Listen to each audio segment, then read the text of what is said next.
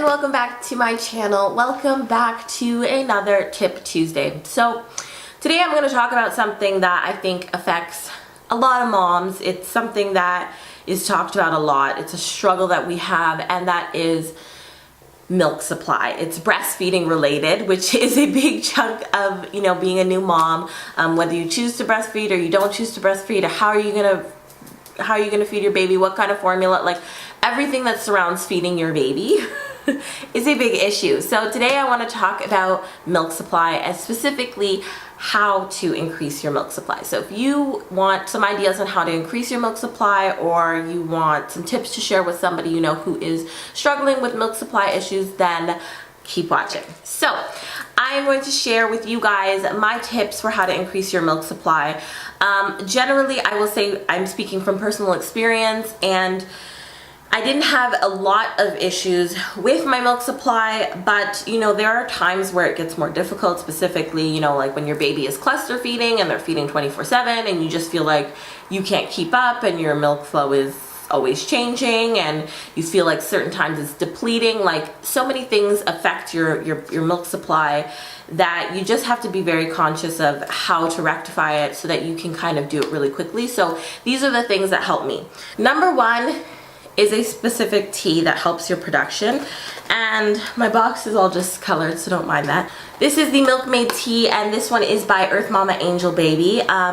It's organic, non-GMO, and it's a herbal tea for breastfeeding mamas. It's a fennel herb, and it is caffeine free. So this has fenugreek in it, and you can also take fenugreek in pill form, so that's another alternative. But I really like this tea. I really love tea in general, so this was really great for me.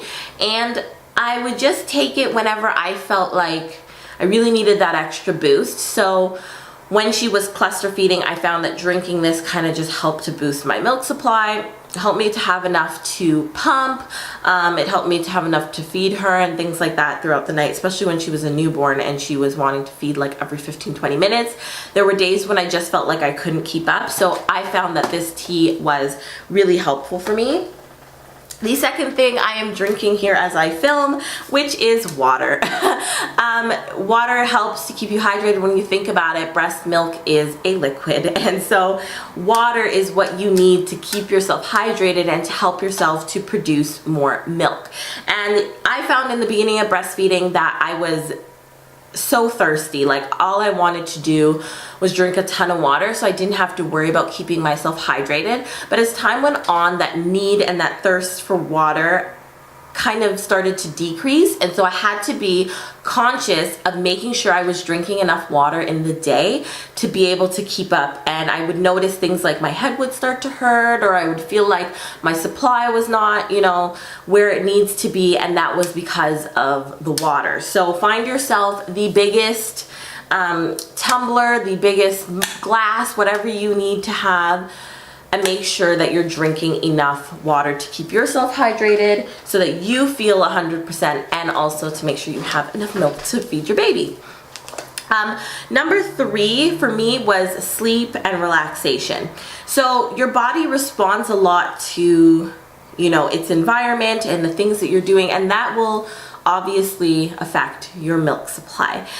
So if you don't get enough sleep, you don't rest, your body cannot repair itself, and it's not going to produce as much milk. So I found that I needed to sleep at night. I needed to get sleep where I could sleep when she was sleeping, like try to make sure that I was getting enough rest so that my body was ready to feed, and I wasn't so exhausted and tired and just such a mess that I couldn't even feed her. So I tried to make sure I had as much sleep as I possibly could.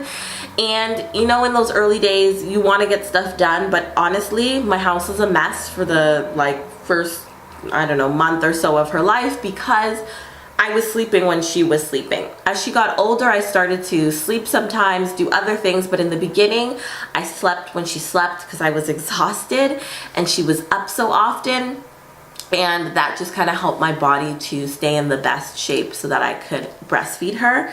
And also to relax, because I found for me, if I was stressed, my milk supply would decrease. Like when I was stressed out about breastfeeding, or stressed out about milk, or stressed out about her sleeping, stressed out about this, like I felt like I could tell that my milk supply wasn't as great as it was before. So I needed to just kind of make sure that I was just relaxing, try to calm down, try to take it easy. It's hard, especially being, you know, a new mom and a first-time mom, but I found that those things affected my milk supply. So making sure that I was sleeping and I was relaxing and trying not to stress out would help me as well. The next thing is that I would feed her more often. So I fed on demand. I fed her whenever she was hungry, and that would bring in more milk. She was drinking to bring in more milk. So the more that I fed her when she wanted to be fed, was the more that my milk supply increased. So I never put her on any kind of feeding schedule for the first bit. I just kind of fed her whenever she was hungry, and that helped my milk supply to keep up because there was a consistency and she was bringing on more milk, as well as pumping. So in the beginning I did pump so that if I was going to be away from her, or if she was sleeping for too long and I felt like I just had too much milk, I would pump and then save that milk for another day. And so the more you pump and the more that you feed is the more that your body thinks that, or realizes it needs to produce more milk. So pumping is a way to kind of trick your body into thinking that there is a baby there demanding that supply, and so it will increase your supply to keep up with the demand of the baby. So those can help as well. Also, healthy eating. You know, you're eating healthy when you're pregnant, and when you're breastfeeding you need to continue that, and you obviously have to eat more because your body is burning so many calories while you're breastfeeding and you're being drained and depleted. And so you really need to make sure that you're eating consistently, you're eating often, and you're eating good things. The next thing is lactation cookies. That taste good and are also good for you. So I'm actually going to do a video on a lactation cookie recipe that I like and that I feel like tastes good. So stay tuned for that. It'll probably be up next week. So I will show you kind of what that recipe looks like. But any kind, you can go on Pinterest. You can just Google it. You can find a lactation cookie recipe. They have no-bake lactation cookies, things like that, that you can eat as well to kind of help increase your milk supply. And number 7, which is one of the most important tips, is to get help when you need it.